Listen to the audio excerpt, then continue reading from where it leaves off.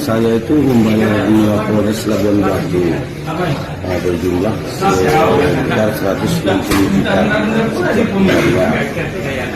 Yang 80 untuk kasat kategorinya ketua kelas.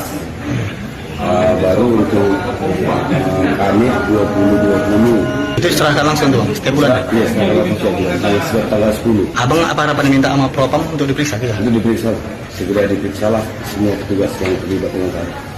Kalau untuk bukti transfer, karena itu kan yang yang saya berikan kepada saudara Rizwan Rega.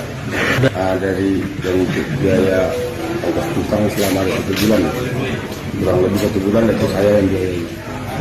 Ya, untuk pembuatan apa tuh?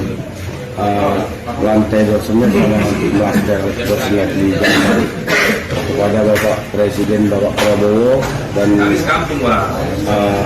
Kapolri dan Bapak Kasih Propam dan Bapak DPR RI, tolong periksa saya dengan kasus ini karena keterlibatan orang narkoba Mapolres Labuan Batu ada dengan saya. Oh ya, nama abang siapa ya bang? Endar Muda Siregar. Nama abang siapa? Endar Muda Siregar.